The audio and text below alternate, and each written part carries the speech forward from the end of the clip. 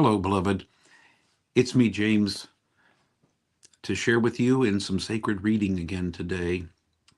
We do this on a weekly basis, and while I am away on some urgent family business with my parents, I am delighted to come and be with you and share what this sacred reading has come to mean for me. It helps to keep me grounded. It helps to keep me focused. It helps to remind me who I am, uh, gives me space to hear from Spirit as Spirit may call me out.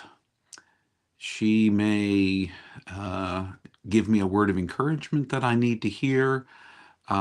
She may offer me some insight. So I'm so thankful to let Spirit speak into my life. And even though I'm away from my desk, I continue to keep this practice as a way to remind myself of who I am and my connection to the one who created it all. So today we have been working our way through the book of Ruth from the Hebrew Bible. Uh, if if you're new to the practice of uh, sacred reading, I would encourage you to watch one of my former uh, uh, videos that explains details about it. I, on the video itself, just read the text once aloud, take a moment to pause, and then speak whatever arises for me from the text. It might be an image, it might be a word, it might be a phrase that seems important to me. Now, I encourage you to do the same thing with the text yourself. Today, we're taking a look at Ruth chapter 2, verses 10 through 12. I will take a moment to just bring you up to date on what we've been reading in Ruth. The story begins with a woman whose name is Naomi, which means joy in Hebrew. Naomi and her husband Elimelech and their two sons. There is a famine in Israel. Uh, Naomi and Elimelech and their two sons move to Moab so they can feed the family. The two sons marry two Moabite women and are living there. Naomi's husband Elimelech dies.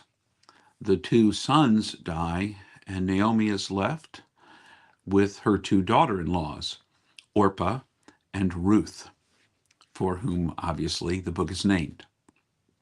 Now, uh, in that time, and in some cultures even today, women do not have access to uh, taking care of themselves, earning a living, so they rely on a husband, father, brother, cousin, relative of some kind to provide for their well-being.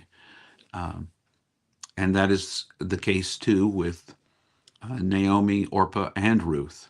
So Naomi says she's coming back to Bethlehem, where she's from, and encourages Orpah and Ruth to go back to their families in Moab. Orpah takes her up on the encouragement. Ruth refuses to leave her and comes with her back to Bethlehem as part of taking care of each other, looking out for each other as two widows. Ruth, the daughter-in-law, goes to the fields to glean. And part of what was built into the law, if you read closely in the Hebrew Bible, what was built into the law is that those who were poor could glean in the fields in order to feed themselves and their families.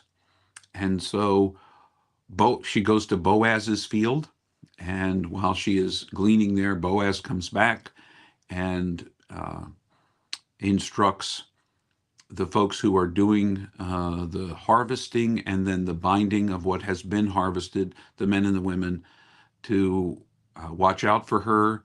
He calls Ruth over and tells her, hey, if you get thirsty, drink from our water that we provide And also, I've instructed everyone to not bother you. Feel free to glean along behind and take care of things.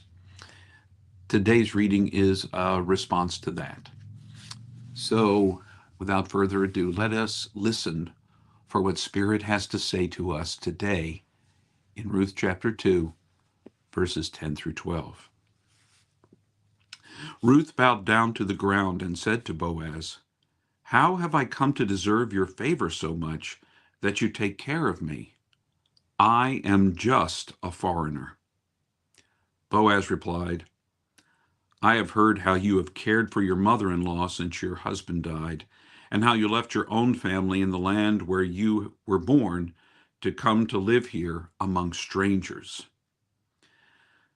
May Adonai, the Lord, pay you in full for your loyalty. May you be richly rewarded by the Most High of Israel, under whose wings you have come to find shelter."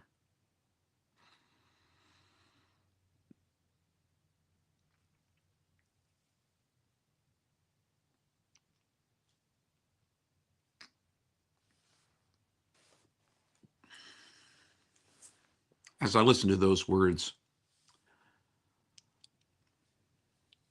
what strikes me is how oftentimes people see us and our character.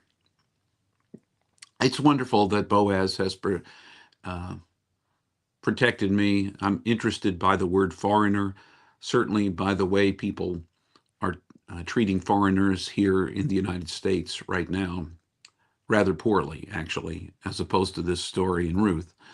But even though foreigner was what first rose for me, what struck me is the nature of character. And the nature of character is this, that often people know about the things that we do in secret, even when we least expect it. So if we do not such good things in secret, I suppose things can come to light, and that's not so good for us. But in this case, Ruth's dedication to caring for her mother-in-law, Naomi, um, despite the fact that she's a foreigner in a foreign land, Ruth's sense of dedication and care for her mother-in-law and the way she is giving herself to make sure that both she and her mother-in-law can make their way and survive uh, brings up a kind of admiration in Boaz. That kind of character brings out the best when people see that in us. Uh, I remember the quote. It's an old adage, but, and it may feel cliche, but, you know, character is what we do when no one's looking. And Ruth traveled with Naomi to a strange land and was indeed a foreigner in a strange land. But she did so out of her dedication and love for Naomi. And that was apparent to Boaz. I wonder what people see when they look at your character. I wonder what they see when they look at mine. Now, some people's character are just splashed all over the news. And we wonder how anybody else can admire those folks when their character is empty or even ugly and mean. All we can do is practice the better, as did Ruth in this story. And the practice of the better was to look after Naomi, in spite of the fact that under the law of the time, she had there was no compulsion to do so. Love can drive us to do many things that we might even surprise ourselves with. So I'm so thankful for the witness of Ruth I'm so thankful that she loves Naomi this much, and she's willing to follow her and make sure she is okay. Um, that's the character of Ruth. So I'm pondering my own character, and I encourage you to do the same, to ponder your character. Uh, Not what you do so other people see it, but what are you doing when nobody's looking? And is that in keeping with uh, what you want everyone to see? Are you that person? Uh, that's my thought for today. Remember, you can do sacred reading anytime you want to, especially in moments when you don't know what words to pray or say. Scripture is pretty good about offering some other ways of seeing.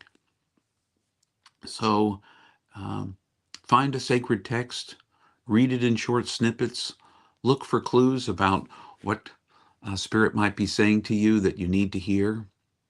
And in the interim, whether you do or you don't, remember always you're infinitely precious and unconditionally loved for the gift you already are. Until the next time we are together, I wish